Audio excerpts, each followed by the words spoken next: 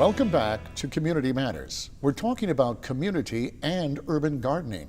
And our next guest is Emily Egge, Executive Director of Seeds. Emily, thank you for joining us. Thank you so much for having us here. Well, tell me about Seeds. Well, Seeds is Durham's educational community garden, and we have been gardening and growing food and growing people in downtown Durham since 1994.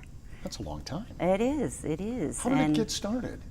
Well, in the early 90s, Brenda Brody and Anise Keenan identified a lack of focus and conversation and awareness of kind of the lack of organic, fresh food available in our communities. Both of them had spent some time in California. Alice Waters is a good friend of Brenda's.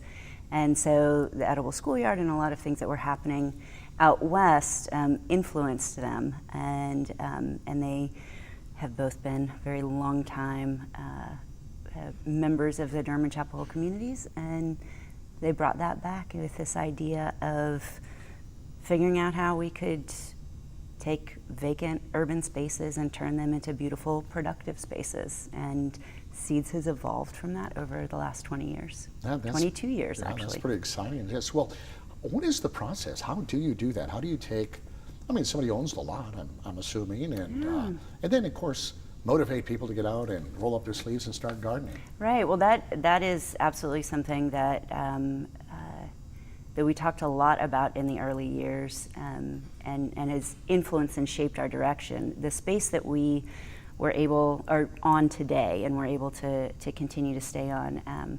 We actually ended up renting for $1 a year from the Southern States Company. We used to have a big industrial farming complex over in that part of East Durham, and they had moved out, and it was empty land, and they let us move in, we actually started off in this space on Gilbert and Elizabeth Streets, but also putting community gardens in through various spaces throughout Durham, and working with the community to identify if they wanted a garden there, if there were community members that wanted to be a part of it, if there was space to do it, and that's that's the basic recipe for how you get started. I think what we figured out after about 5 or 6 years is we were much better suited towards teaching than towards maintaining 15 community gardens with a very, very small staff. So that's when we shifted our focus to the 2-acre space where we have our multiple gardens right now, and using that as a living classroom. Well, that's neat. Why is that so important, the education part of this? Because I guess a lot of people, I don't get my hands dirty growing anything. I should, but is that it?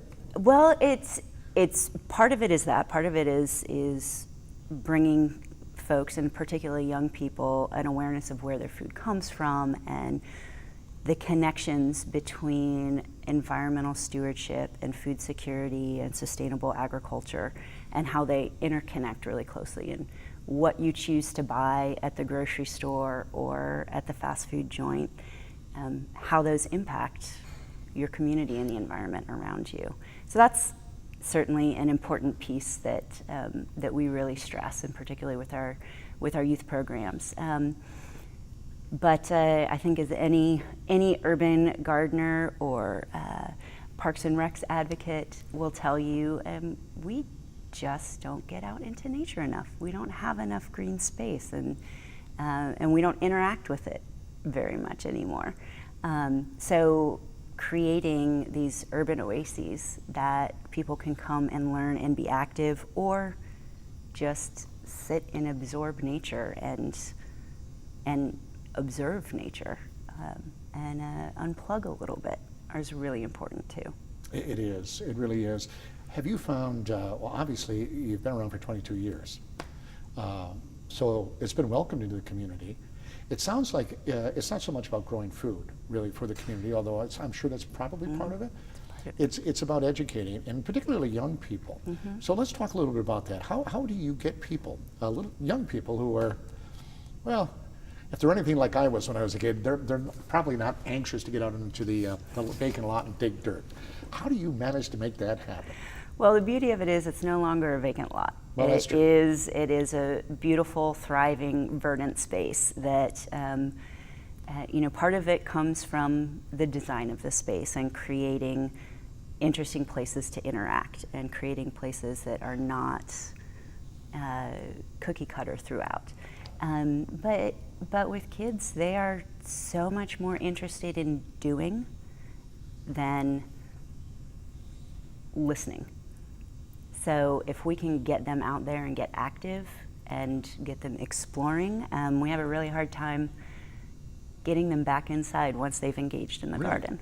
Well, that's great. So then they're excited about this once you get them They are. going. They absolutely are. When they have the opportunity to go through the seed drawer and pick out what it is they want to plant and put that into a little starter pot in the greenhouse, and then see the seedling sprout and put that into the ground in the garden and water it as it turns into a vegetable bush.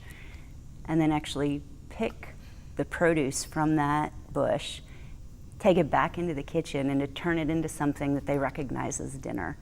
That really just completes that whole cycle from seed to plate and gets the kids interested in what they're growing and why, and asking mom and dad, can I have this for dinner? Can we get this at the grocery store? And that's really, for us what the payoff is when the kids take the things that they learn from us outside of our gates.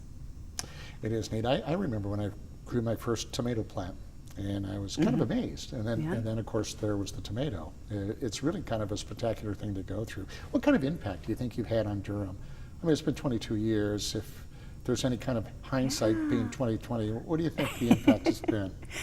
Well, I think Seeds deserves, and I can't claim credit for this because I've only been there for 5 years, but I think Seeds deserves a lot of credit for really pushing the conversation about sustainable agriculture and where your food comes from and how it impacts the environment.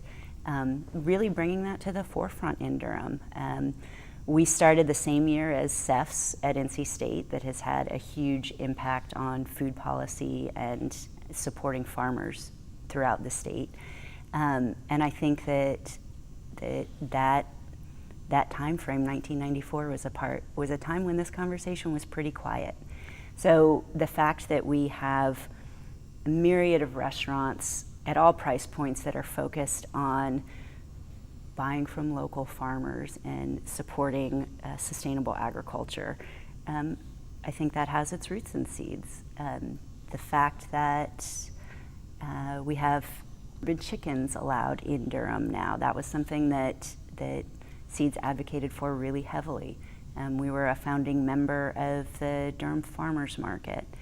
And there are a lot of programs and initiatives and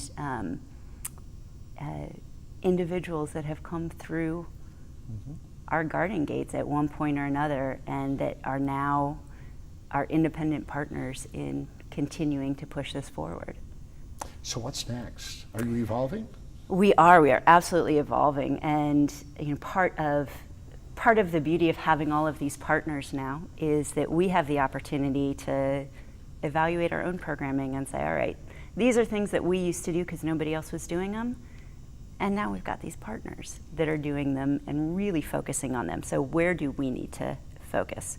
So we're continuing to focus. About 5 years ago, we actually purchased our building and land. So we now own that space outright, which completely changed what we could do with it and what we could think about doing with our property.